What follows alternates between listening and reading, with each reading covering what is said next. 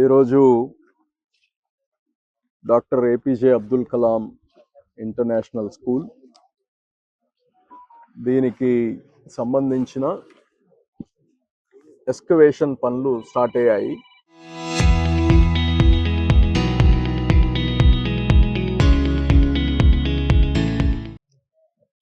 వాస్తవంగా ఇది ఒక నెల ముందే పనులు స్టార్ట్ అవ్వాల్సింది. కానీ ఇక్కడ ఏదైతే భూమి పరిస్థితి ఉందో ఇది కంప్లీట్ బ్లాక్ కాటన్ సాయిల్. అయితే మేము సాయిల్ టెస్టింగ్ చేసినా మళ్ళా ఇంకొకసారి దీన్ని క్షుణ్ణంగా చేయించాలని చెప్పి ఇంకో సఫిస్టికేటెడ్ ల్యాబ్కి పంపించడం జరిగింది. దాని ద్వారా తెలిసింది ఏంటంటే దీని కింద సీపేజ్ వచ్చేస్తూ ఉంది.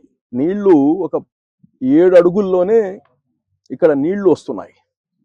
అంటే పక్కన నుంచి సీపేజ్ రావడం కాదు, గ్రౌండ్ వాటరే 7 అడుగుల్లోనే ఉంది. సో దీన్ని తొందరపడి ట్రెడిషనల్గా కానీ కట్టేస్తే రేపు పగుళ్ళు రావడం, మళ్ళా అది కొద్దిగా కంప్రెషన్ అవ్వడం, సింక్ అవ్వడం, ఇవన్నీ జరుగుతాయి. ఇదేంటంటే పిల్లలు ఉండేది 10 కాలాల పాటు ఉండాలి. దీన్ని మళ్ళా మంత్రి గారు నారాయణ గారు దాన్ని పరిశీలించిన తర్వాత ఎవరైతే దీనికి మనకు సిఎస్ఆర్ ఫండ్ ఇస్తున్నారో వాళ్ళే కాంట్రాక్టర్స్, పృథ్విక్ కన్స్ట్రక్షన్స్ వాళ్ళు అందరము, వాళ్ళ టెక్నికల్ పీపుల్ అందరం కూర్చొని దీన్ని మామూలుగా చేస్తే కుదరదు, ఇక్కడ ట్రెడిషనల్గా వేస్తే కుదరదు. అందుకోసం ఫస్ట్ ఇక్కడ ఉండే సాయిల్ని మేము స్ట్రెంగ్తన్ చేయాల్సిన అవసరం ఉందని చెప్పి ఇప్పుడు ఒక 5 అడుగులు ఇక్కడ ఉండే బ్లాక్ కాటన్ సాయిల్ తీసేసి జియో రీఎన్ఫోర్స్మెంట్ గ్రాన్యువల్ బెడ్ అంటారు. జనరల్గా ఇది మన డ్యామ్స్ అవి కట్టేటప్పుడు, పెద్ద పెద్ద భవనాలు కట్టేటప్పుడు, బ్రిడ్జెస్ కట్టేటప్పుడు అప్పుడు వేస్తాం. దీన్ని ఏంటంటే ఆ బ్లాక్ కాటన్ సాయిల్ తీసేసిన తర్వాత ఎర్రమట్టి వేస్తారు, గ్రావెల్, మళ్ళా ఈ జిఆర్జీబీ అంటారు, ఈ యొక్క సింథటిక్ షీట్ వేస్తారు, మళ్ళా సాయిల్ వేస్తారు, మళ్ళా వేస్తారు. అలాగా 3 లేయర్స్ వేసిన తర్వాత then we will start concrete వేయడం. అక్కడి నుంచి పని చేస్తారు. సో దట్ ఫ్యూచర్లో ఎప్పుడు కానీ ఎంత సీపేజ్ వచ్చినా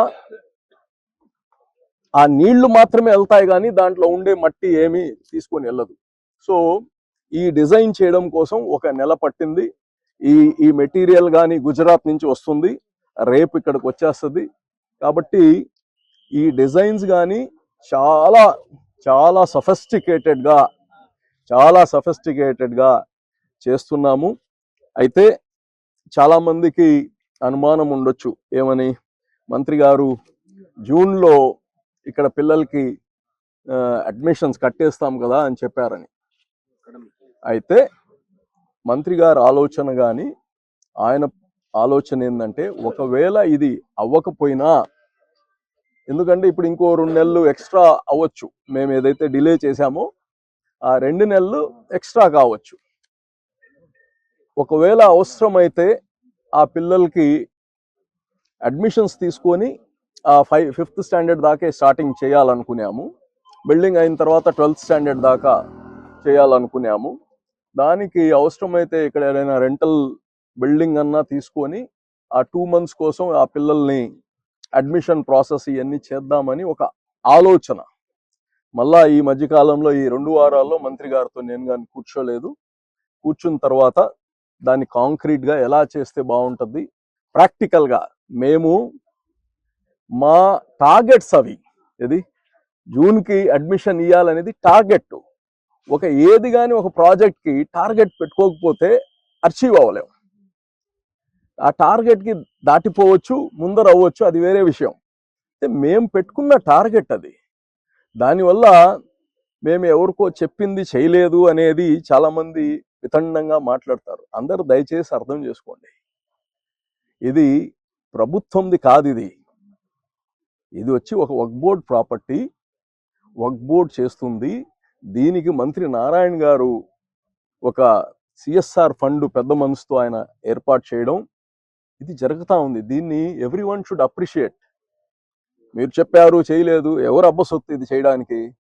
మీకు అర్థమైందా? మీరు ఏమైనా డబ్బులు ఇచ్చి చేయలేదు అని అడిగితే, అంటే చాలా మంది దీన్ని ప్రతి మంచి పని కానీ కామెంట్ చేయాలనుకుంటున్నారు. దేన్ని అప్రిషియేట్ చేయాలి, దేన్ని కామెంట్ చేయాలనేది కానీ అర్థం చేసుకోవాలి. ఇది ప్రభుత్వం అయితే ప్రభుత్వం టైం చెప్పింది చేయలేదంటే ఒక పని. ఇది ఒక వక్ఫ్ బోర్డ్ సంస్థది, ఒక వ్యాపారస్తులు వాళ్ళ దగ్గర నుంచి సిఎస్ఆర్ ఫండ్ తెచ్చి వాళ్ళకి మంచి పని కంటే వాళ్ళు ఇస్తున్నారు. ఇది మంచి పని జరుగుతూ ఉంది. మా ఉద్దేశము, మంత్రి గారి ఉద్దేశము, చాలా తొందరలో ఈ యొక్క అకాడమిక్ ఇయర్ కానీ వేస్ట్ అవ్వకుండా ఎట్ట చేయాలని ఆలోచిస్తున్నాం. కాబట్టి నేను అందరికి చెప్తున్నా, దీన్ని అప్రిషియేట్ చేయండి. చేసే వాళ్ళకి నిరుత్సాహపరిచేటట్టు ఎవరు చేయొద్దు. మేమంటే అలవాటు అయిపోయింది మాకు, మీ తిట్లు మీ తిట్లు కానీ అన్నీ మాకు దీవెనలు అయిపోయాయి.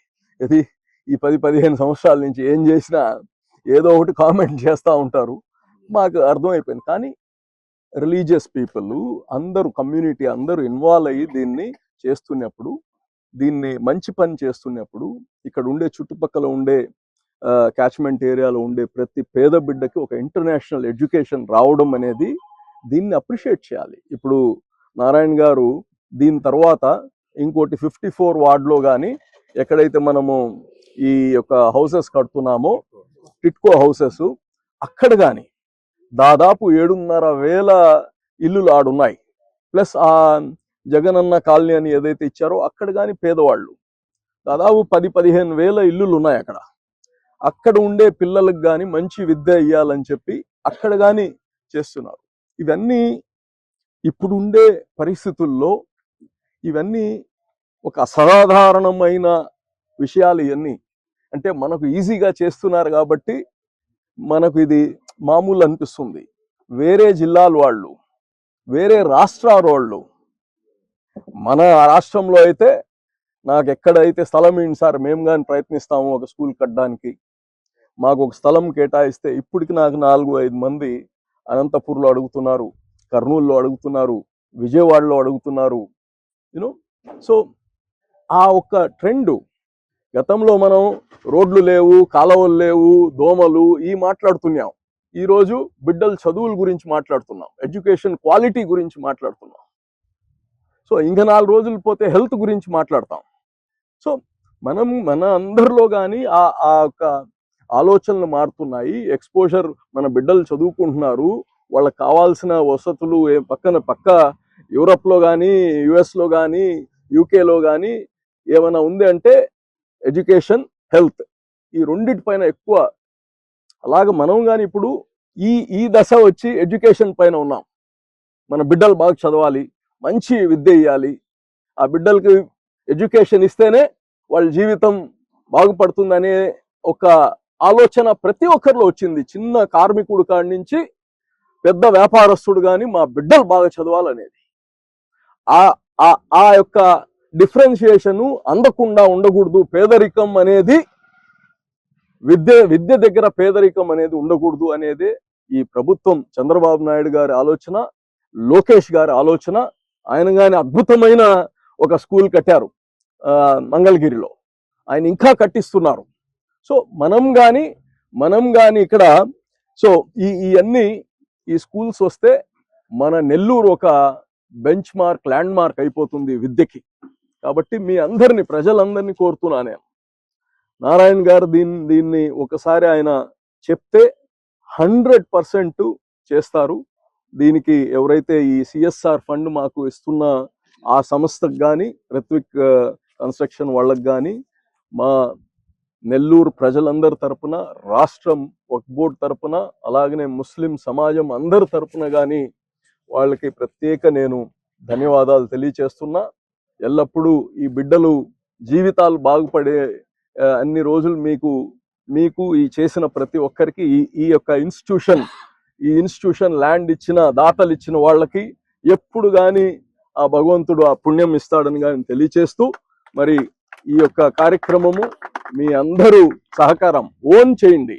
ఓన్ అంటే ఇక్కడ వచ్చి స్థలం తీసుకోమని కాదు, ఈ పనిని ఓన్ చేయండి, సొంత పనిగా చూడండి, రాండి, చూడండి, ఇంకా సలహాలు ఇవ్వండి, దగ్గర ఉండండి, చూడండి. ఇది మన బిడ్డల కోసం కడుతుండేది మీ అందరికి తెలియచేస్తూ, మరి మీడియా మిత్రులకు కానీ దీన్ని చక్కగా ప్రజలకి అర్థమైనట్టు, అంటే మేము మాట్లాడినా మీ కామెంటరీ ఇంపార్టెంట్ కాబట్టి తప్పకుండా ఈ స్కూల్ని ఇమ్మీడియట్గా ఈ అకాడమిక్ ఇయర్కి రేపు నారాయణ గారు నెక్స్ట్ విజిట్ వచ్చినప్పుడు కూర్చొని ఈ అకాడమిక్ ఇయర్ ఎట్ట చేయాలనేది కాంక్రీట్గా మాట్లాడిన తర్వాత మళ్ళా దీని గురించి అకాడమిక్ ఇయర్ గురించి చెప్తాం. ఇదైతే ఇప్పుడు కన్స్ట్రక్షన్ వర్క్ స్టార్ట్ అయిపోయింది, ఇంకా దీన్ని ఇమ్మీడియట్గా పూర్తి చేస్తామని కానీ తెలియచేస్తున్నా. ఈ కాంట్రాక్టర్స్ కానీ జనరల్గా మన వాళ్ళకి ఎక్కువ ఇంట్రెస్ట్ దీనిపైన ఉంటుంది. ఈ కాంట్రాక్టర్స్ కానీ ఎవరైతే సిఎస్ఆర్ ఫండ్ ఇస్తున్నారో రిత్విక్ కన్స్ట్రక్షన్ వాళ్ళే కాంట్రాక్టర్స్ కాబట్టి వాళ్ళ సొంతంగానే కట్టిస్తున్నారు. సో జనరల్ ఈ ఇన్ఫర్మేషన్ కానీ ఎవరైతే రిత్విక్ వాళ్ళు కన్స్ట్రక్షన్ కంపెనీ కాబట్టి వాళ్ళే దగ్గరుండి కట్టిస్తున్నారు. కాబట్టి వాళ్ళ పైన కానీ ఆ బాధ్యత ఉంది కాబట్టి ఇంకోరు చేయట్లేదు అని చెప్పడానికి లేదు, వాళ్ళే చేస్తారు కాబట్టి వాళ్ళని కానీ త్వరగా చేయడానికి మేము ముందరి నుంచి కానీ అడుగుతున్నాం. ఇప్పుడు తొందరగా స్టార్ట్ అవుద్ది, తొందరగా కానీ కంప్లీట్ చేస్తామని కానీ తెలియజేస్తాం.